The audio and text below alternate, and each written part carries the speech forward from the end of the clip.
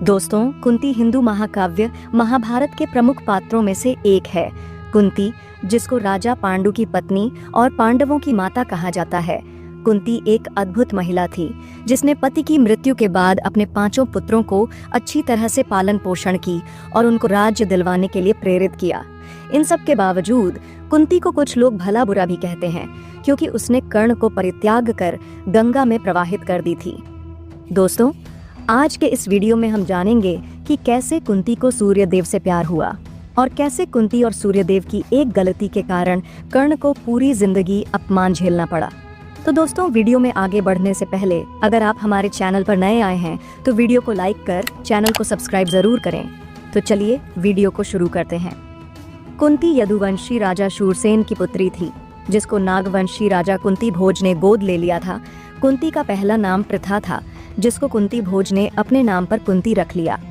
एक बार राजा के महल में ऋषि दुर्वासा आए। अपने पिता की आज्ञा अनुसार कुंती ने ऋषि दुर्वासा की खूब मन लगाकर सेवा की। जब ऋषि दुर्वासा जाने लगे, तब उन्होंने कुंती की सेवा से प्रसन्न होकर कुंती को वरदान मांगने को कहा। कुंती को कुछ समझ नहीं आया। तब ऋषि दुर्वासा ने कुंती को इच्छा पुत्र प्राप्ति का वरदान दे दिया, जिससे कुंती किसी भी देवता का आह्वान करके उनसे पुत्र की प्राप्ति कर सकती थी।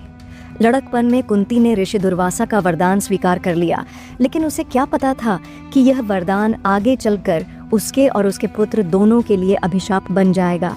कुछ समय बीतने के बाद एक दिन कुंती अपने कमरे में बैठी थी। उसने सोचा कि क्यों न ऋषि दुर्वासा के वरदान का परीक्षण किया जाए। क्या सच में कोई देवता आएंगे या नहीं?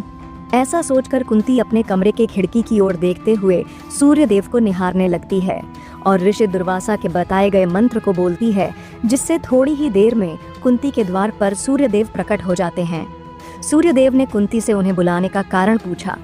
कुंती ने कहा, हे सूर्यदेव, मैंने तो बस आपको ऋषि दुर्वासा के मंत्र की शक्ति का परीक्षण करने के लिए बुलाया था और अब आप जा सकते हैं।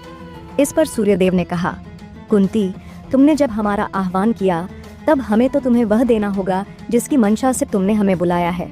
अब हमें अपना अंश तुम्हें देकर ही जाना पड़ेगा। ऐसा सुनकर कुंती घबरा गई और उसने अपना दरवाजा बंद करते हुए सूर्यदेव से आग्रह किया कि आप वापस चले जाएं। मैंने भूलवश आपको स्मरण किया था, कृपया मुझे क्षमा करें और अपने लोक वापस चले जाएं। इस पर सूर्यदेव ने कहा कि कुंती, तुम डरो मत, अब हम तुम्हें अपना अंश देकर ही जाएंगे। ऐसा सुनकर कुंती चिंता में पड़ गई और उसने पुनः सूर्यदेव से आग्रह किया कि वह अपने लोक वापस चले जाए। हमसे जो भी हुआ है भूलवश हुआ है, जिसके लिए हम आपसे क्षमा चाहते हैं। इस पर सूर्यदेव ने कहा, कुंती, तुम डरो मत, हम तुम्हारे गर्भ में अपना अंश स्थापित करेंगे और इस कार्य में तुम्हारी सहमति भी होनी बहुत जरूरी है। कुंती बाहर से तो मना कर रही थी, लेकिन अंदर ही अंदर वह सूर्यदेव के तेज से प्रभावित हो रही थी। सूर्यदेव ने कुंती को समझाया कि यदि हम तुम्हें बिना पुत्र दिए चले गए तो इससे हमारा तेज कम हो जाएगा और हमारा आयुष व्यर्थ चला जाएगा। तब कुंती ने कहा कि अभी तो मैं बच्ची हूँ, इस सूरत में यह कैसे संभव है?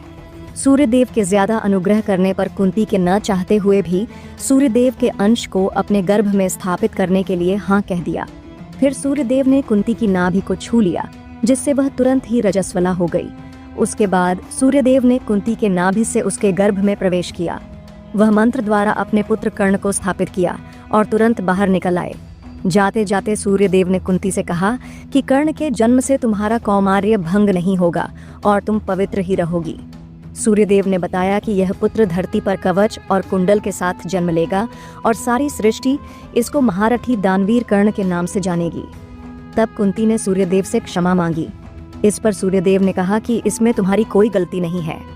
हम देवताओं में होड़ मची है कि धरती से क्षत्रियों को स्वर्ग कैसे लाया जाए, इसलिए मैंने पहल करते हुए कर्ण को पैदा किया और आगे देवता अपना काम करेंगे। कुंती के मन में सूर्य को देखकर मंत्र बोलने का विचार भी देवताओं ने ही उपजाया था। सूर्यदेव के जाने के बाद कुंती एक तरफ खुश थी, लेकिन दूसरी तरफ उसे चिंता घेर रही थी कि अगर किसी को पता चल गया तो क्या होगा, कि एक बिन ब्याही कन्या गर्भवती कैसे हो गई। ऐसी ही बातों में समय बीतता चला गया और वो दिन आ गया जिसका कुंती को इंतजार था।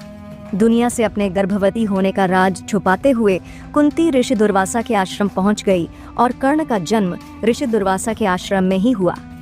कर्ण अपने मुख पर सूर्य का तेज, कानों में कुंडल और कवच के साथ पैदा हुआ। उस प्यारे से बालक को देखकर हर कोई मोहित हो गया, लेकिन कुंती के मन में एक अजीब सी हलचल थी जिसका समाधान उसे मिल ही नहीं रहा था। तब कुंती ने अपने दिल पर पत्थर रखकर उस नवजात शिशु को एक पालने में रखकर गंगा नदी में प्रवाहित कर दिया। सूर्य के आशीर्वाद से कर्ण को कुछ नहीं हुआ और कर्ण एक निसंतान दंपति अधिरथ और राधा को मिल गया। अधिरथ एक सूत जाति का व्यक्ति था, इसलिए कर्ण को लोग सूत पुत्र कहने लगे और जीवन भर कर्ण एक राजकुमार होकर भी एक सूत पुत्र कहलाया। तो दोस्तों, यही थी कुंती और सूर्यदेव की प्रेम कहानी, जिनकी एक गलती की वजह से कर्ण को जीवन भर संघर्ष करना पड़ा था। दोस्तों, आपको यह वीडियो कैसी लगी, आप अपनी राय हमें कमेंट बॉक्स में बता सकते हैं। वीडियो पसंद आई हो तो वीडियो को लाइक और शेयर करें। ऐसे ही ज्ञानवर्धक वीडियो देखने के लिए चैनल को सब्सक्राइब करके हमारे इस परिवार का हिस्सा बने। मिलते हैं फिर एक नए वीडियो के साथ, तब तक अपना ख्याल रखिएगा। धन्यवाद।